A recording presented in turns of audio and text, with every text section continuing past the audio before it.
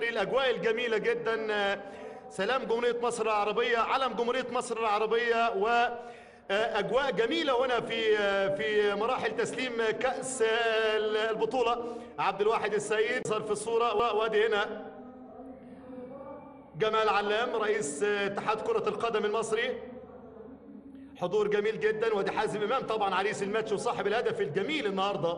أجواء جميلة جدا جدا وأجواء ممتعة، وشكر كبير جدا للدفاع الجوي ملعبه اللي استقبل عدة مباريات في هذه البطولة، واللي كان استقبل مباراة مصر وغانا من قبل. إذن الفارس الأبيض نادي الزمالك يتوج باللقب للمرة رقم 23 في تاريخه، نهائي كأس مصر. وهنا يعني فرحة نادي الزمالك، البطولة اللي محتاجها نادي الزمالك، واللي طبعا هو والنادي الأهلي اسمه هو أكثر الأسماء اللي موجودة على هذا الكأس تاريخيا، ونيل وحصد اللقب يعني أو ألقاب اللي وصلت إلى قرابة 81 لقب سابق. إذن اللقب رقم 82 للزمالك.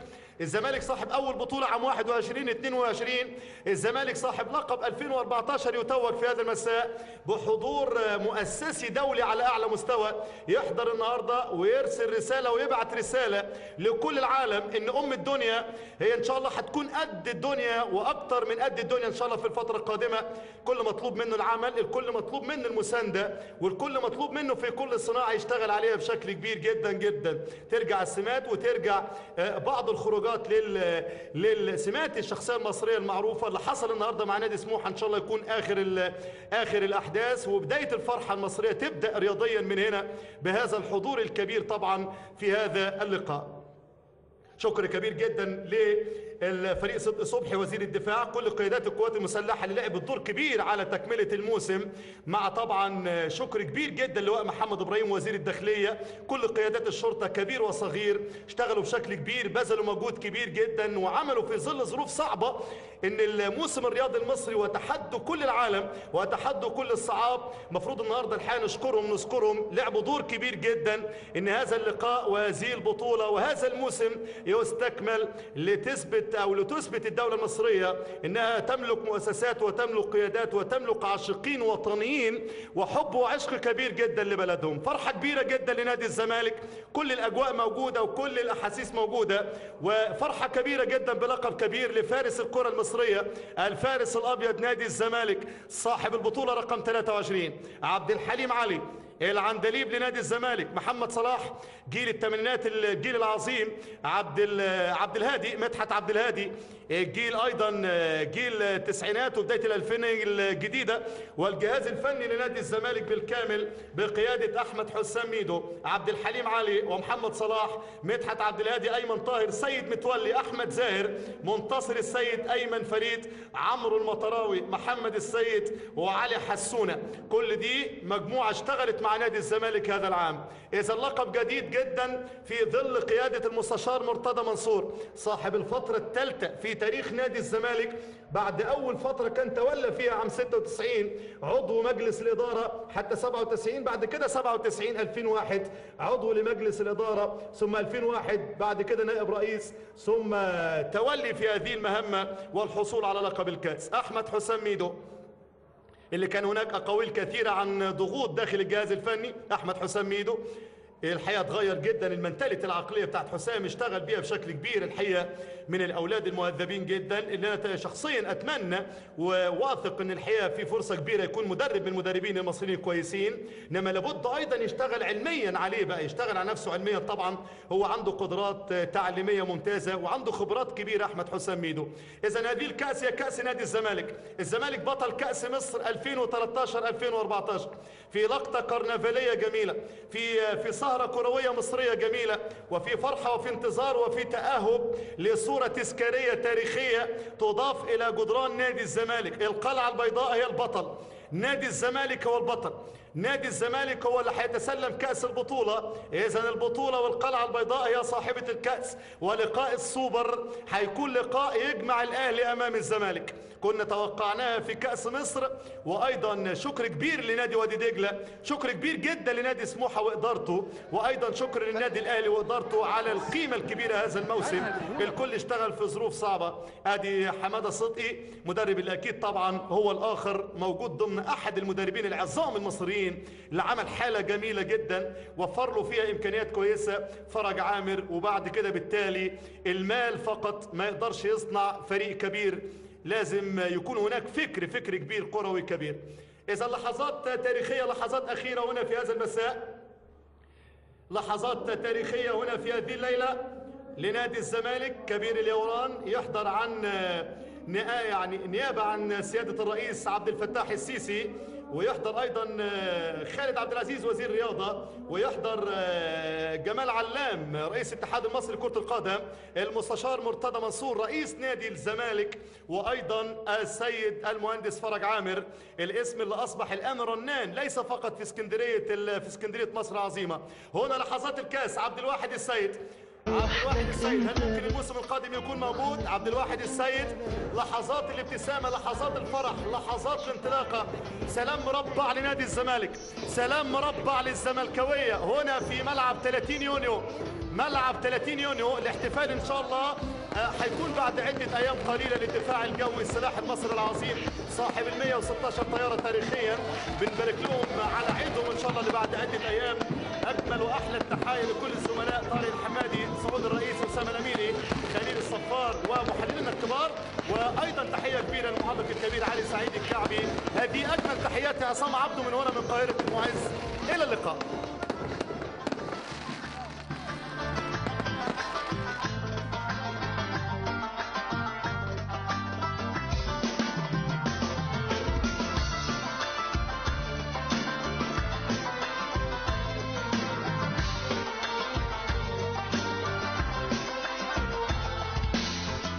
على الزمالك التاريخ يقدر يقول ما شاء. أنا الزمالك عندي أحلى وأجمل الأشياء. بحبه لما يكون بطل، وأحبه لو كان مش بطل. بشجعه مهما حصل وأفضل من العشاق. على الزمالك التاريخ يقدر يقول ما شاء. أنا الزمالك عندي أحلى وأجمل الأشياء. بحبه لما يكون بطل، وأحبه لو كان مش بطل. بشجعه مهما حصل وأفضل من العشاق. وبحبك يا زمالك. بعد تخريج فريق الزمالك ببطولة كأس مصر للمرة الثانية على التوالي، معي في هذه اللحظات رئيس مجلس الإدارة الأستاذ مرتضى منصور. مبروك بداية على التتويج للمرة الثانية على التوالي، والكابتن ميدو حل بالطيارة بسلام. ما انا كنت بقول لك، هو ميدو كان سايق الطياره مش عارف كانت رايحه فين. اولا بس بشكر قناه ابو ظبي الرياضيه واخويا يعقوب السعدي. الكل مطلوب منه المسانده، والكل مطلوب منه في كل صناعه يشتغل عليها بشكل كبير جدا جدا. ترجع السمات وترجع بعض الخروجات للسمات الشخصيه المصريه المعروفه. اللي حصل النهارده مع نادي سموحه ان شاء الله يكون اخر الاحداث، وبدايه الفرحه المصريه تبدا رياضيا من هنا بهذا الحضور الكبير طبعا في هذا اللقاء. شكر كبير جدا للفريق صدقي صبحي وزير الدفاع، كل قيادات القوات المسلحه اللي لعبت دور كبير على تكمله الموسم، مع طبعا شكر كبير جدا لواء محمد ابراهيم وزير الداخليه. كل قيادات الشرطه كبير وصغير اشتغلوا بشكل كبير، بذلوا مجهود كبير جدا، وعملوا في ظل ظروف صعبه ان الموسم الرياضي المصري وتحدوا كل العالم وتحدوا كل الصعاب. المفروض النهارده الحقيقه نذكرهم، لعبوا دور كبير جدا ان هذا اللقاء وهذه البطوله وهذا الموسم يستكمل لتثبت الدولة المصرية انها تملك مؤسسات وتملك قيادات وتملك عاشقين وطنيين وحب وعشق كبير جدا لبلدهم. فرحة كبيرة جدا لنادي الزمالك، كل الاجواء موجودة وكل الاحاسيس موجودة، وفرحة كبيرة جدا بلقب كبير لفارس الكرة المصرية، الفارس الابيض نادي الزمالك صاحب البطولة رقم 23 عبد الحليم علي. العندليب لنادي الزمالك محمد صلاح جيل الثمانينات، الجيل العظيم في لقطة كرنفالية جميلة، في سهرة كروية مصرية جميلة، وفي فرحة وفي انتظار وفي تأهب لصورة تذكارية تاريخية تضاف إلى جدران نادي الزمالك. القلعة البيضاء هي البطل، نادي الزمالك هو البطل، نادي الزمالك هو اللي هيتسلم كأس البطولة. إذن البطولة والقلعة البيضاء هي صاحبة الكأس، ولقاء السوبر هيكون لقاء يجمع الأهلي أمام الزمالك. كنا توقعناها في كأس مصر. وأيضا شكر كبير لنادي وادي دجلة، شكر كبير جدا لنادي سموحة وإدارته، وأيضا شكر للنادي الأهلي وإدارته على القيمة الكبيرة هذا الموسم. الكل اشتغل في ظروف صعبة.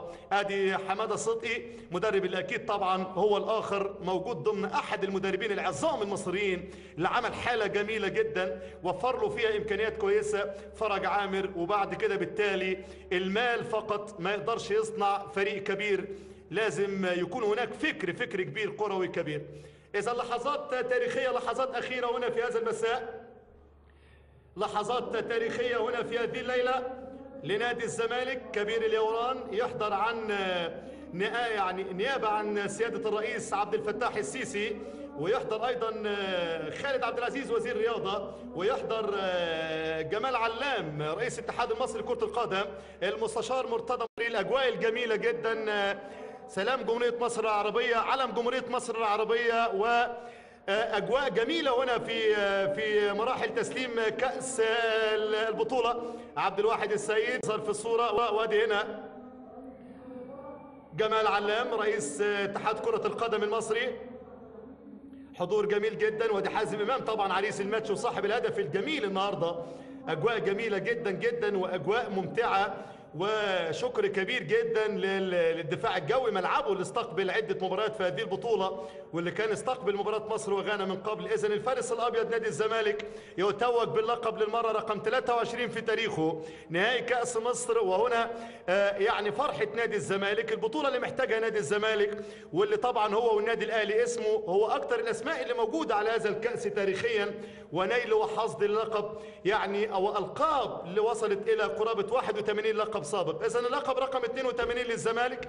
الزمالك صاحب اول بطوله عام 21-22. الزمالك صاحب لقب 2014 يتوج في هذا المساء بحضور مؤسسي دولي على اعلى مستوى، يحضر النهارده ويرسل رساله ويبعت رساله لكل العالم ان الدنيا هي ان شاء الله هتكون قد الدنيا واكثر من قد الدنيا ان شاء الله في الفتره القادمه.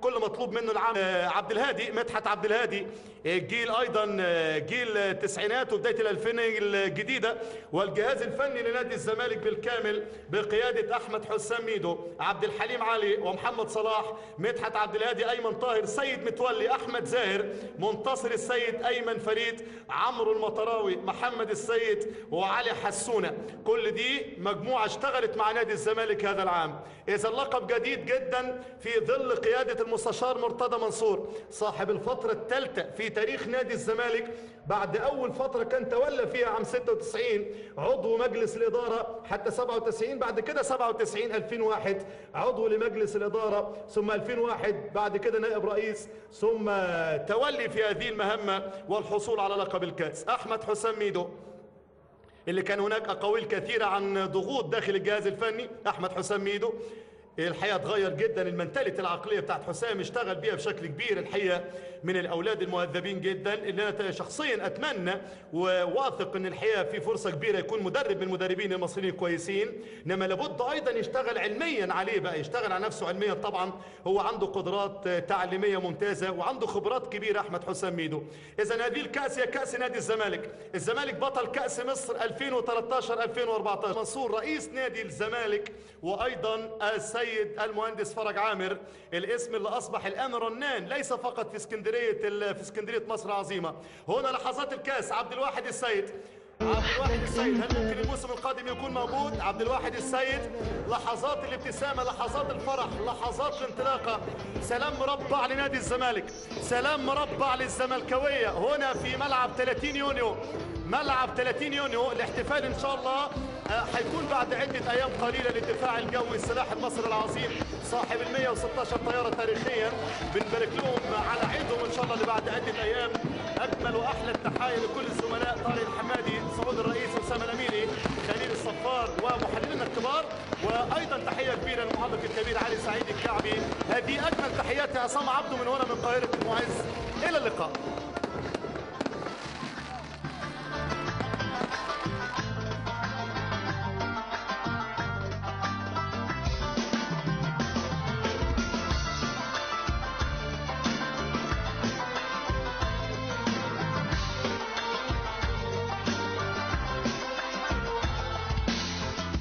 على الزمان